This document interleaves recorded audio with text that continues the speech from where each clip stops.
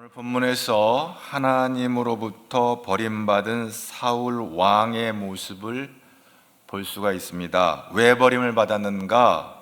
결론은 불순종입니다. 오늘 사무엘상 15장 18절 19절 말씀을 같이 보겠습니다. 또 여호와께서 왕을 길로 보내시며 이르시기를 가서 죄인 아말렉 사람을 진멸하되 다 없어지기까지 치라 하셨거늘 어찌하여 왕이 여호와의 목소리를 청종하지 아니하고 탈취하기에만 급하여 여호와께서 악하게 여기시는 일을 행하였나이까. 오늘 본문에 한 족속이 등장하는데 아말렉 이 족속이 등장하는데 이 아말렉을 오늘 본문에서는 죄인이라고 명명합니다. 죄인 아말렉 사람을 진멸하라. 아말렉이 이 족속이 무슨 죄를 졌나? 역사적으로 보면 이스라엘 백성들이 출애굽을 하여 가나안을 향해 나아갈 때 이스라엘의 출애굽을 방해하고 하나님을 대적했던 세력이 이 아말렉 족속입니다. 이런 방해를 신명기 25장에는 어떻게 보도하고 있는지 17절, 18절, 19절 함께 봅니다. 너희는 애굽에서 나오는 길에 아말렉이 내게 행한 일을 기억하라. 곧 그들이 너를 길에서 만나 내가 피곤할 때에 내 뒤에 떨어진 약한 자들을 쳤고 하나님을 두려워하지 아니하였느니라. 그러므로 내 하나님 여호와께서 내게 기업으로 주어 차지하게 하시는 땅에서 내 하나님 여호와께서 사방에 있는 모든 적군으로부터 내게 안식을 주실 때에 너는 천하에서 아말렉에 대한 기억을 지워버리라. 너는 잊지 말지니라.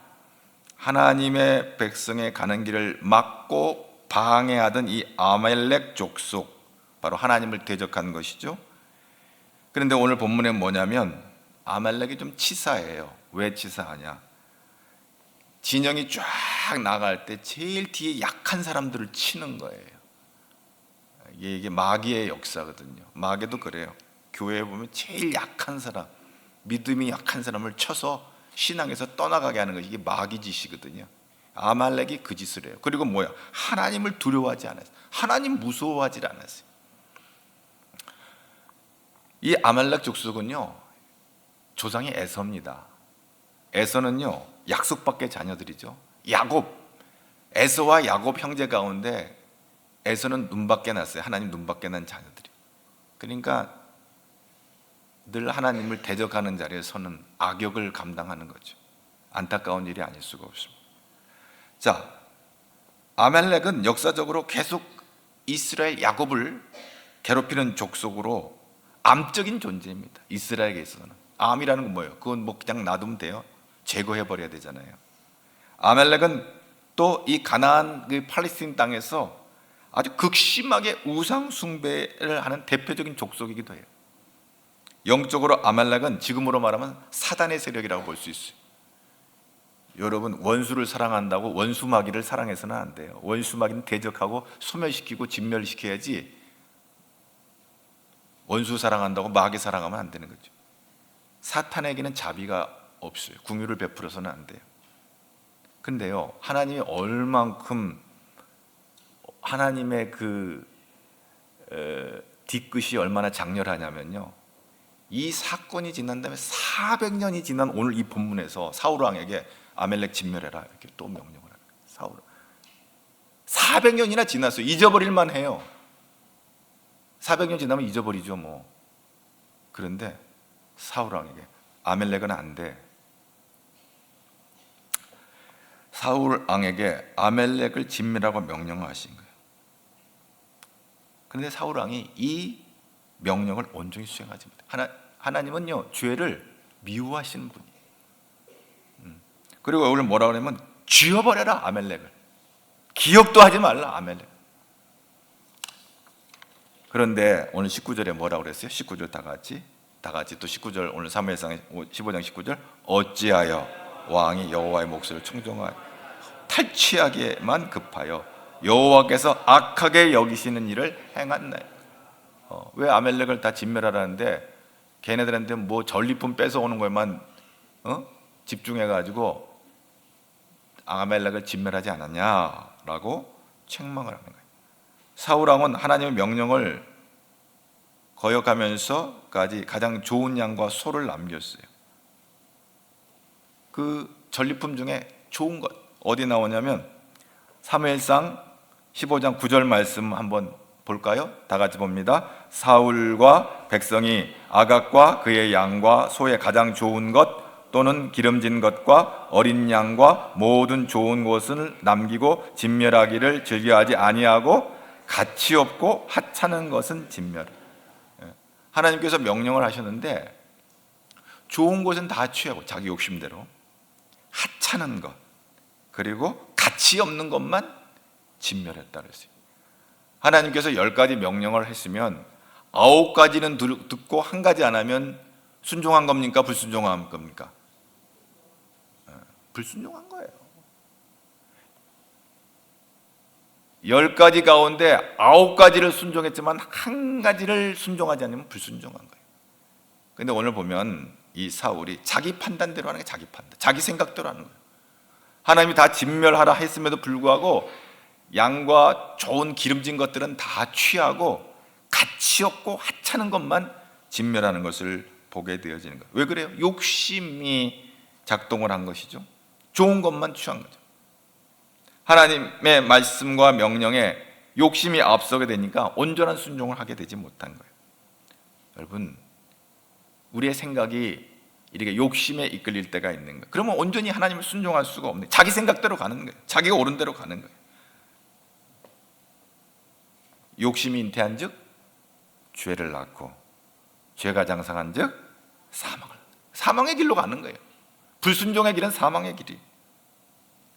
우리가 물질과 명예와 세상적인 여러 가지 욕심으로 인해서 불순종의 삶을 살아갈 때가 있어요. 이 욕심을 가지면 이 에피투비아, 히브리어에서는 세상의 정욕과 육신의 정욕과 안목의 정욕이라고 했지, 이것을 갖게 되면 하나님이 보이질 않아요. 우리의 이웃이 보이질 않아요.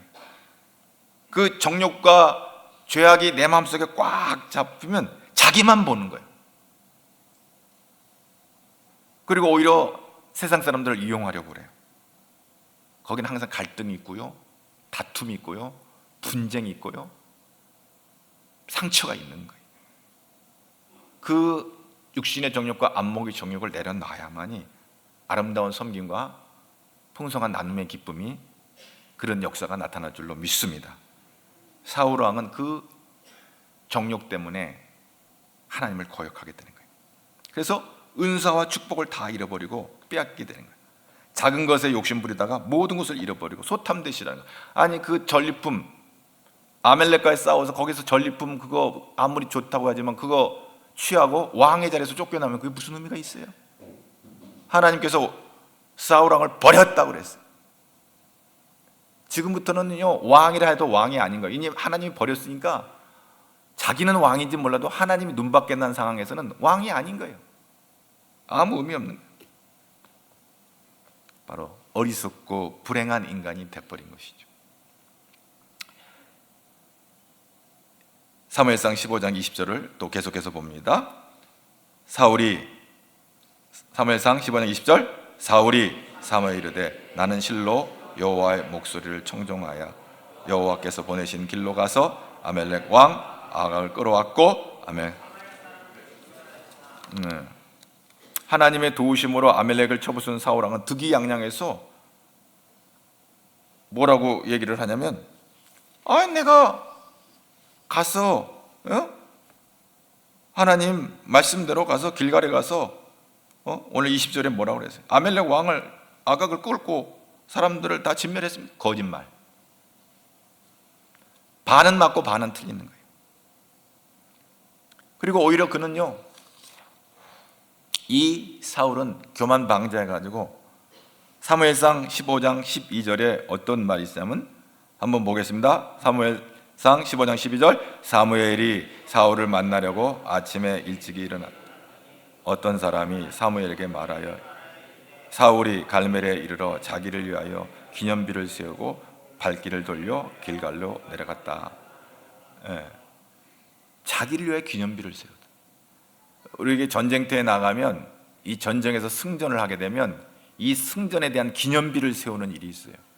근데 이 전쟁은 하나님께서 승리하게 하셨음에도 불구하고 사울 왕은 자기의 이름을 높여 놓는 걸.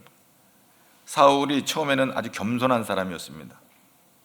인물도 좋고요, 키도 크고요, 아주 왕으로서의 아주 여러 가지 사람들이 볼 때 왕제였습니다. 근데 이 왕이 된 다음에 점점점 교만해지는 거예요. 처음에는 하나님을 크게 여기고 자신을 작게 여겼어요. 근데 시간이 가면서 하나님을 작게 여기고 자신을 크게 여기게 되는 거예요. 자기 자신이 하나님이 되고 하나님 자리에 앉고. 왜? 자기 마음대로 하니까, 자기 생각대로 하니까. 자기 자신이 아멜렉을 진멸하고 아각을 끌어왔다라고 사무엘 앞에서 이렇게 큰 소리를 치고 있는 거예요. 하나님께서 하신 모든 일을 자기가 했다고 착각하고 있는 이 사울 왕의 모습에서 자신의 이름과 공로를 내세우고 높이는 이 교만한 사울을 보게 되는 것입니다. 그 교만이 하늘을 찌르면 어떻게 될까요? 다음은 떨어지는 일만 남아있는 거예요. 높은 데 올라가면 어떻게 돼요? 가장 교만한 자리에 올라가면 떨어질 일만 남아요. 오늘 우리가 하나님 앞에 나와 예배하는 거 하나님의 은혜인 줄로 믿습니다. 다 위로부터 내리시는 하나님의 은혜로 우리가 숨쉬고 사는 거예요. 우리에게 주어진 모든 것이 하나님께로부터 온 것이에요. 근데 땅에서 온 줄로 착각하고 땅만 바라보며 우쭐거리며 교만하게 살면 패망의 길이 되는 거예요. 여러분, 나를 위해 기념비를 세운 것이 없는지를 한번 생각해요. 봉사의 기념비. 우리 교회에서 나만큼 봉사하는 사람이 있어? 그 자기 봉사의 기념비 세우는 거예요. 나만큼 전도하는 사람이 있어? 전도의 기념비를 세우는 거예요. 나만큼 헌금하는 사람이 있어? 헌금의 기념비를 세우는 거예요. 다 내가 했다는 거예요. 나만큼 교회를 사랑하는 사람이 있어? 아주 위험한 사람이에요. 자기 기념비를 세우는 거예요. 자기 의를 주장하는 거예요. 우리의 의가 아닙니다. 우리가 살아 숨쉬는 것도 하나님의 은혜인 줄로 믿습니다. 오늘 이 예배당에 나와 앉아 있는 것도 하나님의 은혜인 줄로 믿습니다. 내가 하나님 앞에 예배하는 것도 하나님의 은혜인 줄로 믿습니다. 뭐 그거 큰 것도 아니지만 여러 가지 크고 작은 질병 때문에 또 어려움 당하고 또 이제는 코로나로부터 우리가 자유하게 서서히 자유하게 되지만 그건 뭐 그냥 한국 교회를 힘들게 했던 이런 질병들이 있었어요. 그러나 그런 거 다 뒤로 하고 우리가 하나님 앞에 나와서 이렇게 예배드리고 예배자리 쓰고 다 하나님이 기뻐하시고 여러분들에게 은혜 내려주신 줄로 믿습니다. 그래서 하나님은 교만한 자를 싫어하세요.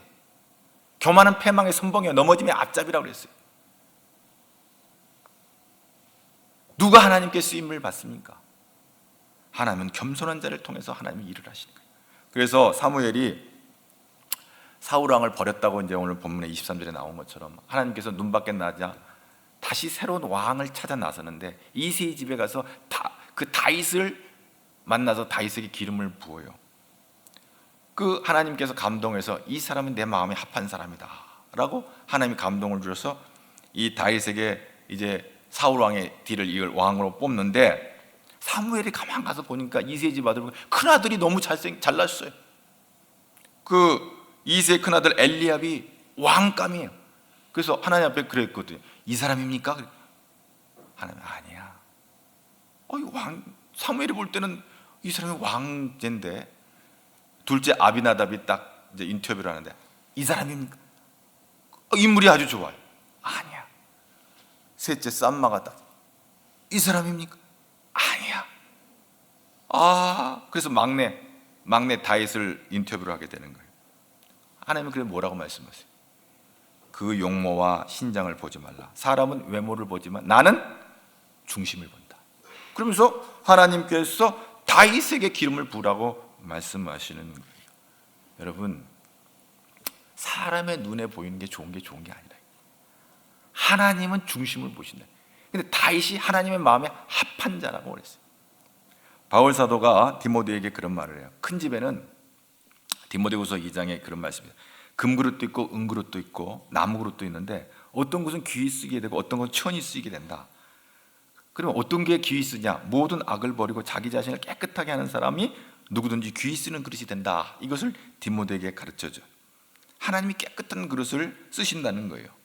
여러분, 깨끗한 그릇을 쓴다고 하면 우리가 생각하기에 죄가 없는 사람인가 보다 이렇게 생각할 수 있잖아요. 여러분, 죄가 있을지라도 깨끗하게 씻김받은 사람은 깨끗한 그릇이 되는 줄로 믿습니다. 철저하게 회개하는 사람, 죄를 미워하는 사람, 이런 사람이 깨끗한 사람이에요. 완벽한 사람, 실수와 허물이 없는 사람, 하나님 앞에 완전하다고 자랑할 수 있는 사람은 있을까요? 저를 포함해서 이 땅에는 없어요. 하나님이 보실 때 완벽한 사람은 없어요. 완전한 사람은 없어요. 다 실수투정이고 부족해요. 여러분, 다윗은요 아주 음흉하고 아주 추잡스러운 사람이었어요.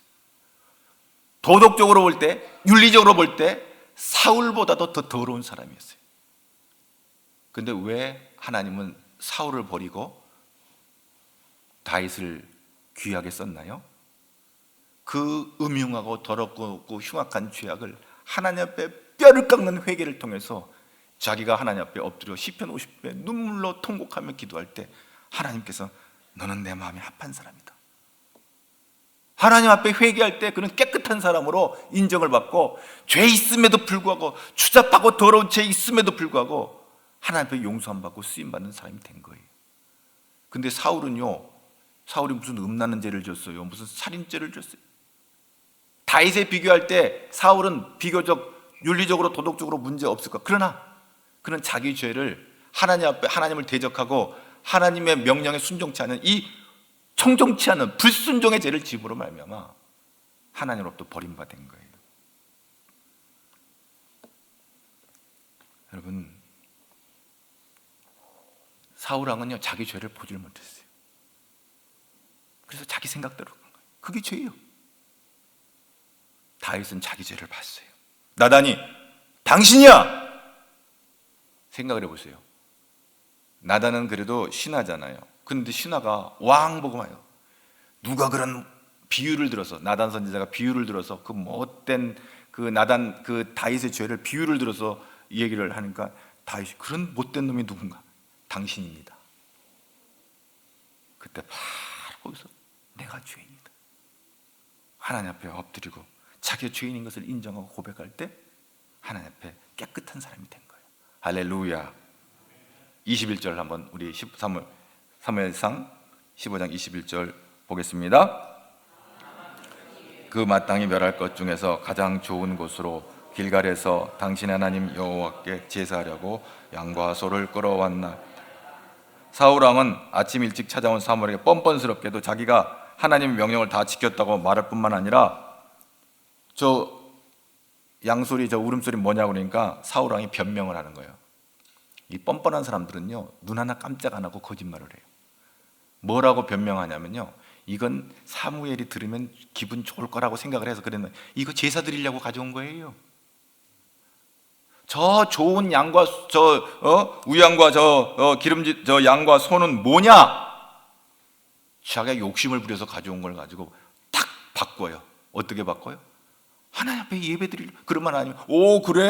아이고 잘했다 칭찬할 줄 알았죠. 하나님은 다 중심을 보고 계십니다. 거짓말을 하는 거예요. 이처럼 사울 왕은 자기의 죄악을 하나님께 제사를 드리기에 위함이었다고 그럴듯하게 포장을 하는 것을 보게 됩니다.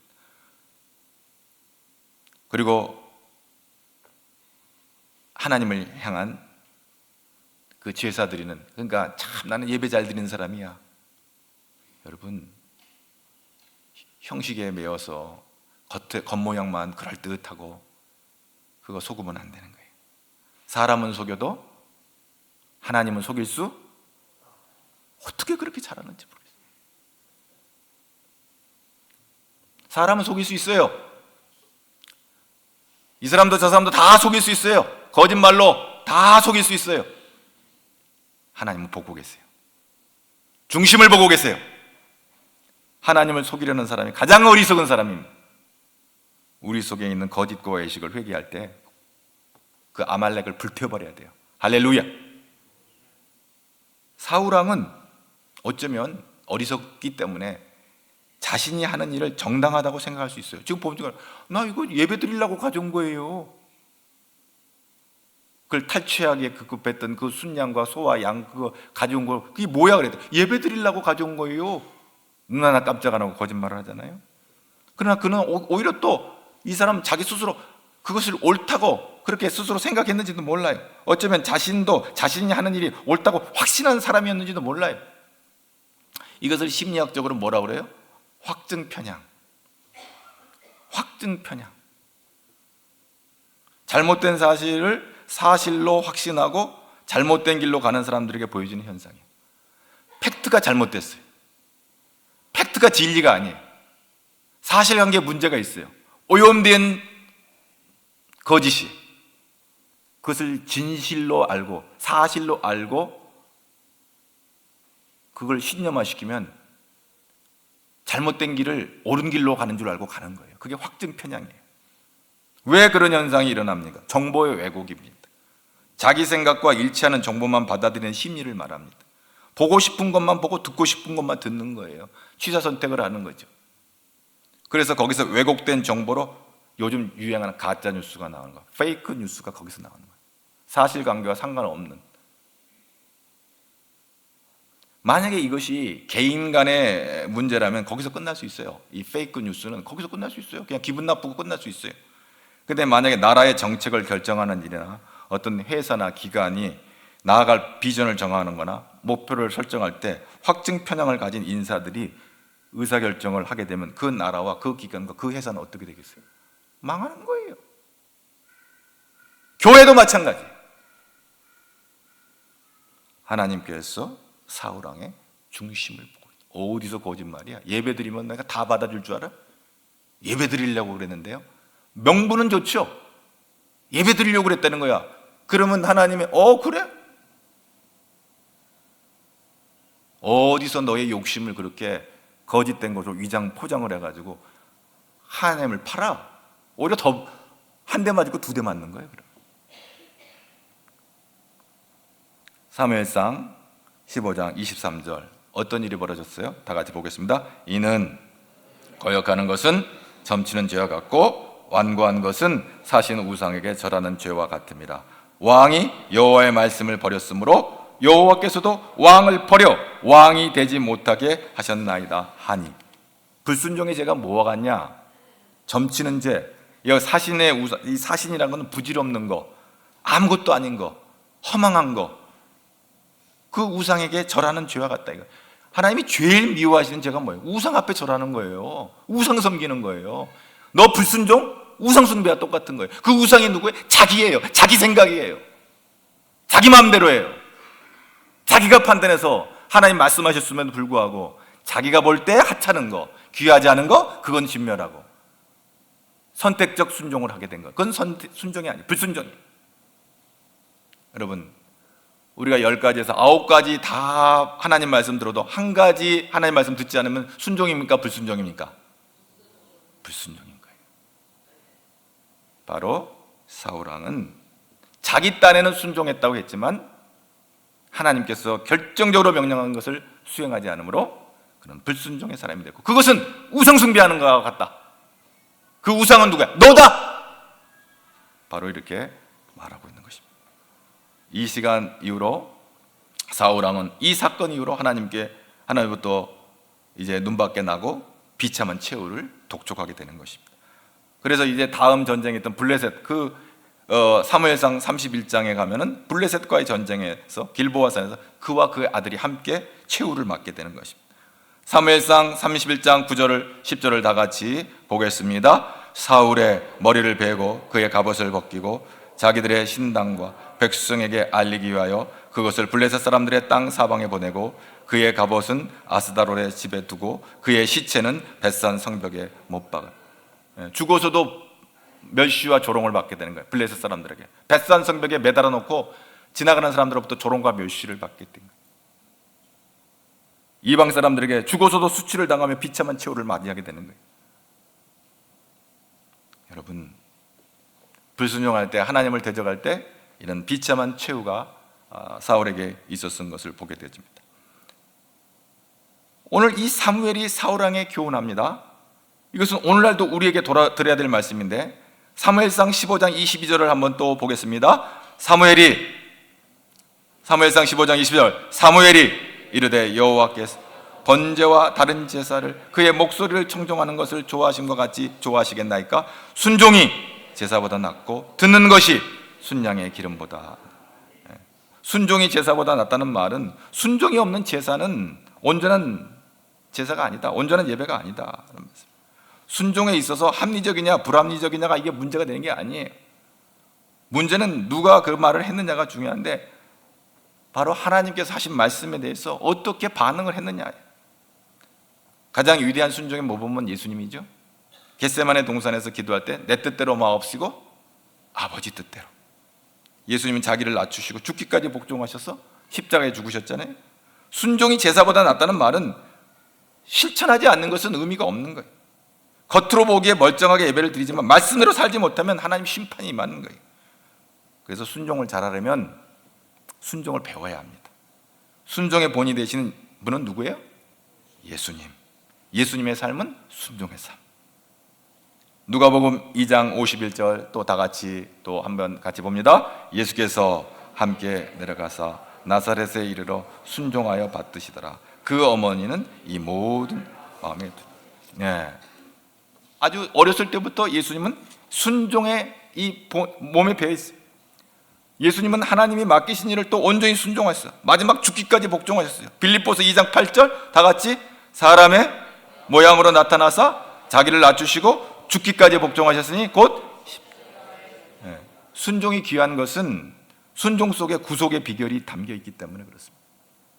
우리의 모든 인생의 죄는 아담으로부터 시작됐죠. 아담 한 사람의 불순종으로 죄가 시작되었고 그 죄 때문에 이 땅에 저주와 사망과 고통이 임한 거예요. 로마서 5장 12절 그러므로 한 사람으로 말미암아 죄가 세상에 들어오고 죄로 말미암아 사망이 들어왔나니 이와 같이 모든 사람이 죄를 지었으므로 사망이 모든 사람에게 이르는.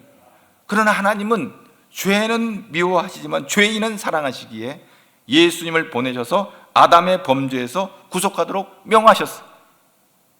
로마서 5장 19절 한 사람이 순종하지 아니함으로 많은 사람이 죄인 된 것 같이 한 사람이 순종하심으로 많은 사람이 의인이 되리라.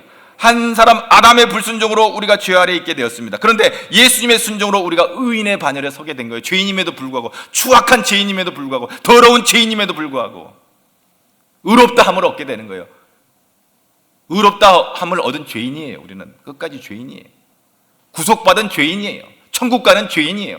죄인은 두 종류가 있다고 그랬죠. 지옥 가는 죄인과 천국 가는 죄인. 우리는 천국 가는 죄인이에요. 의롭게 여김을 받았어요. 예수님의 삶 전체가 순종이에요. 하나님 맡기신 일을 온전히 순종했어요. 죽기까지 복종했어요. 여러분, 오늘 또 우리가 우리의 모든 흉악과 허물과 죄와 교만과 욕망과 정욕과 죄악을 십자가 앞에 내려놓고 우리가 회개할 때 우리가 하나님 앞에 깨끗한 사람으로 쓰임받는 그릇이 될 줄로 믿습니다. 순종의 사람이 될 줄로 믿습니다. 그렇습니다. 모든 불행은 불순종이에요. 신앙생활의 불행은 불순종이에요. 욕심과 교만과 거짓을 버려야 순종할 수 있어요. 불순종의 사울이 되지 말고 우리는 순종의 사람이 되기를 주의 이름으로 축복합니다. 왜? 불순종은 저주예요. 순종은 축복이에요. 여러분, 우리가 예수 잘 믿는 사람이 되야 될 줄로 믿습니다. 아멘. 순종할 수 있기를 바랍니다. 금년 우리의 표가 뭐예요? 중구난방에서 제가 좀 정리를 해서 하겠습니다. 내가 다시 하면 멈출 수 없는 영혼. 다시! 이건 하나님의 명령입니다. 순종할 수 있기를 바랍니다. 여러분, 그런데 우리가 영혼을 구원하는데 내가 예수 안 믿는데 예수 전할 수 있어요? 내가 예수를 믿어야 전하는 거예요. 여러분, 어제까지 예수 잘 믿을 수 있지만 오늘 예수 잘 못 믿을 수 있는 거예요. 우리 인간들이 얼마나 연약한지.